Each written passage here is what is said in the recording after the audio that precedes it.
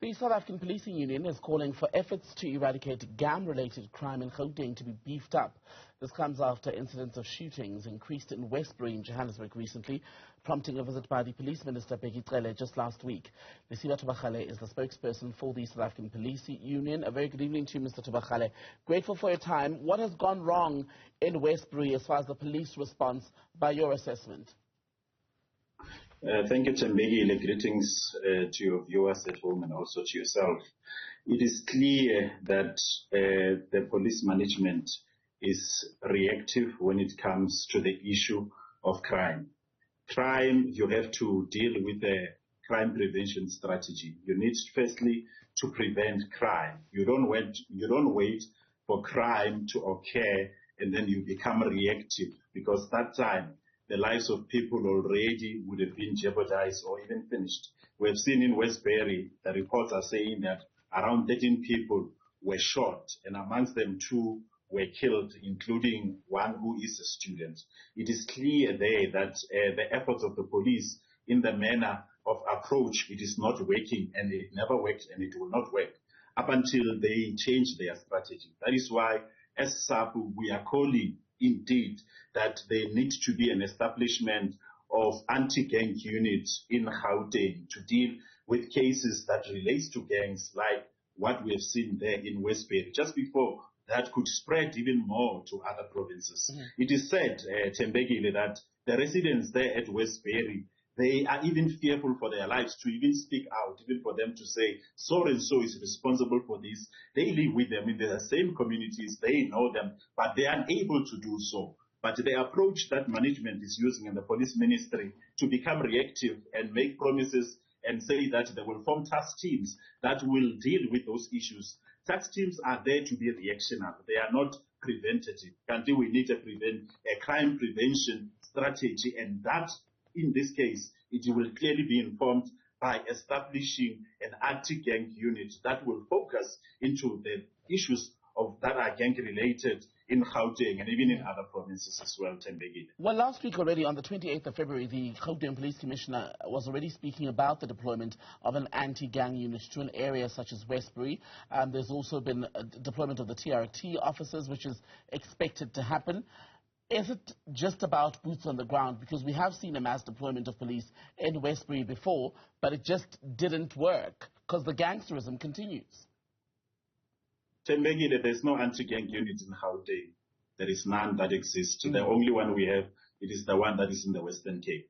TRT, you may deploy them. The provincial commissioner can say they deploy them.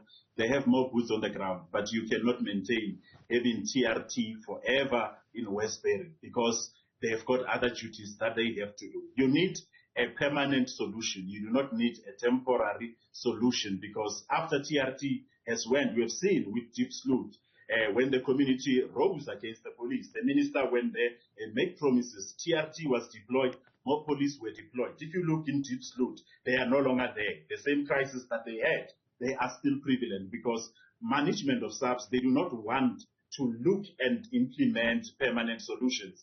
Task teams are temporary. You cannot maintain them because even in its essence, you are taking police officers from other police stations. You are starving those police stations, even the physical resources, whereas we know SAPS in its nature, it has the problem, it has a challenge when it comes to the human capital and physical resources. Instead of ensuring that they make budgetary provisions available and establish an anti-gang unit which will focus on issues of gangsterism in Gauteng, that will assist working closely with crime intelligence, who will know who's doing what, when, and how so, in order to stop them before they could go and terrorize communities. Without that, Thobakgale, we'll continue to see the PR exercise being done by the police minister, going and making promises in those communities, which at the end of the day, you will not be able to sustain. We need a permanent solution and establishment of anti-gang units in Gauteng. It is the solution that we know as a union. It will work. Well, in the Western Cape, which you cited as an example for the work of the anti-gang unit, the violence there among the gangs has also not come to an end. In fact, I recall a period last year when there was a complaint that the anti-gang unit was not properly staffed, which is among the issues hindering its work. So even if it was established in Gauteng, is there enough manpower to make sure that its work is effective, it's sustainable?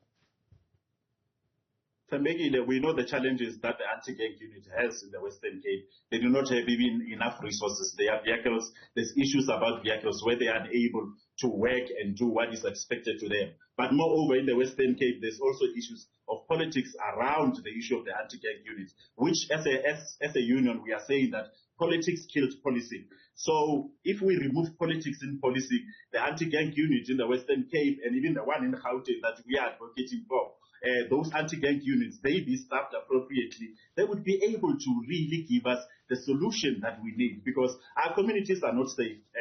Thobakgale. We need to secure our communities, and the re-establishment of specialized units that were closed during the time of Commissioner Cele, they need to be re-established, and the new ones that needs to be established in order to deal with the issues of crimes like gender-based violence, like also this one of anti-gang, which we need. We need those ones to be established. And SAPS management, they need to make sure that they go look into the budgetary provisions. Last year, they took around 4 billion back to National Treasury.